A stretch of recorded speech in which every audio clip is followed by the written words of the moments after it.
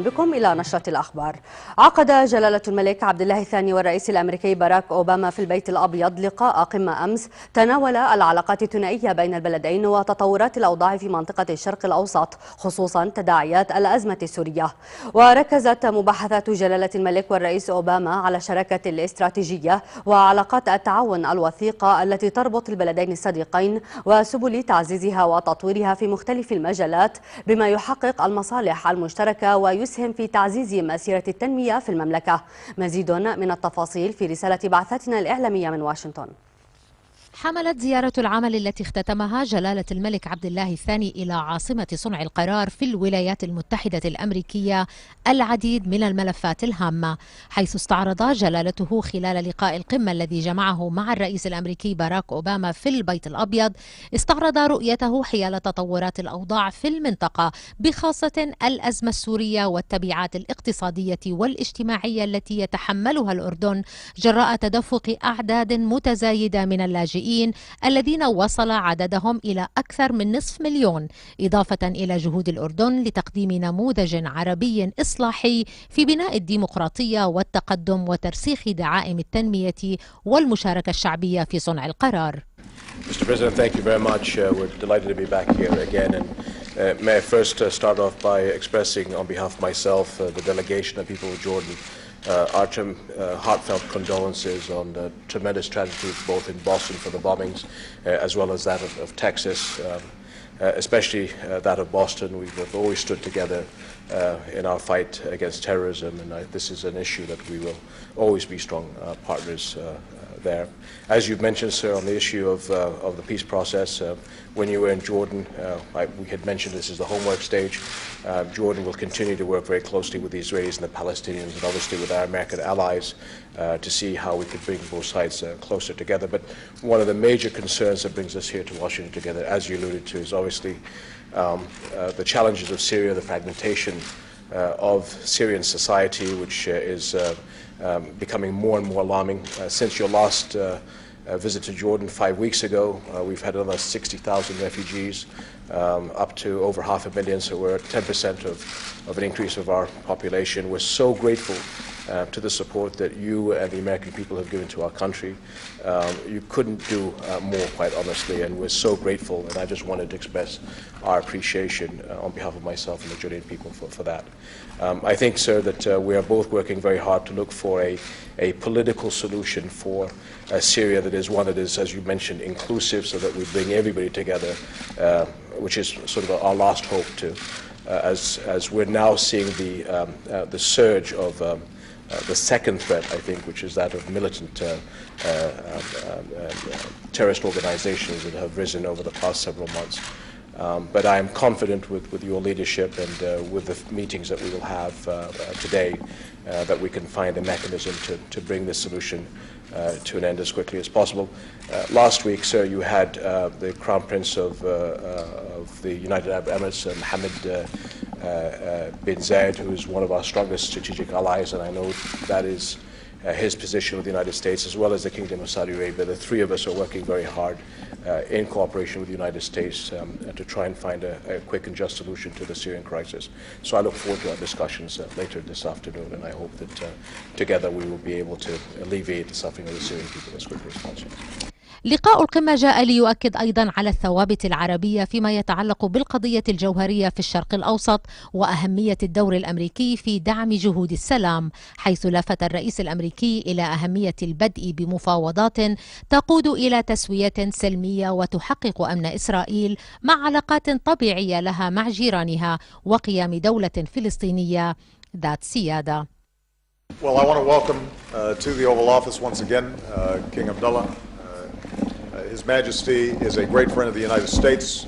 Jordan is a great partner to the United States on a whole host of issues. And obviously, although we just recently saw each other, and I want to thank again His Majesty for the extraordinary hospitality that he showed during our visit, there remain a host of very urgent issues in the region that we're going to have an opportunity to discuss.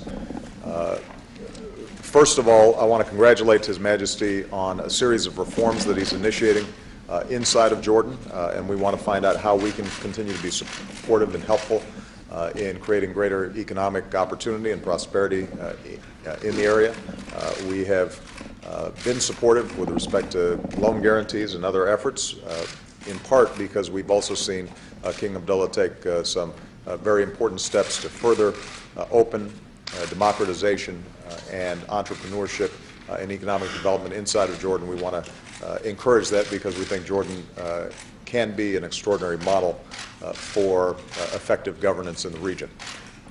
We're also going to have an opportunity to talk about the Middle East peace process. And last time I saw King Abdullah, I had just come out of Israel and the West Bank in consultations with Prime Minister Netanyahu and President Abbas.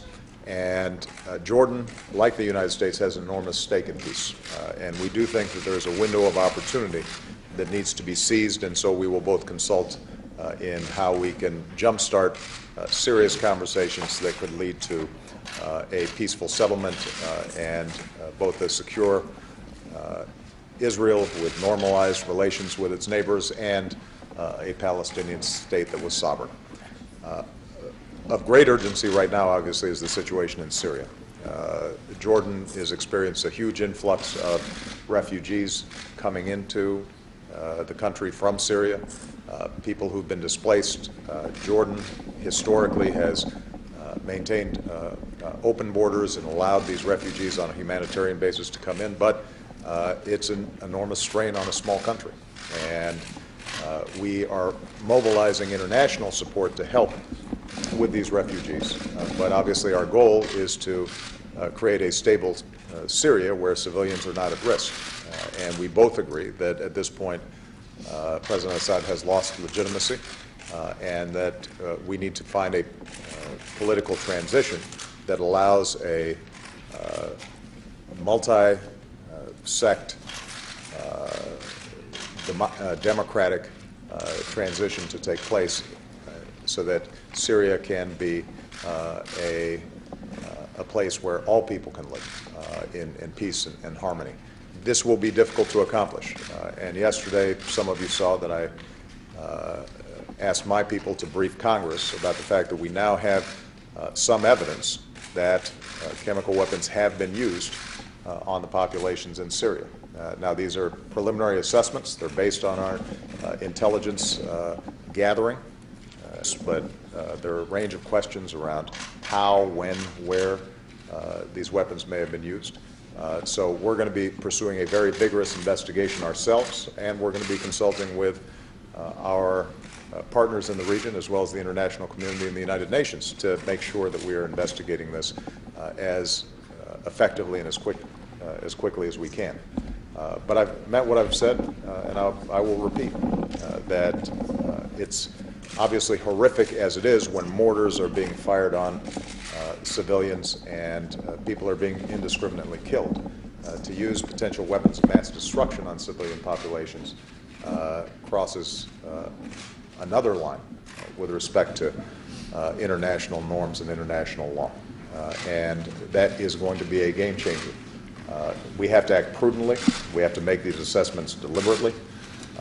But I think all of us, not just in the United States, but around the world, recognize how we cannot stand by and permit the systematic use of weapons like chemical weapons on civilian populations. So this is going to be something that we'll be paying a lot of attention to, trying to confirm and mobilize the international community around those issues.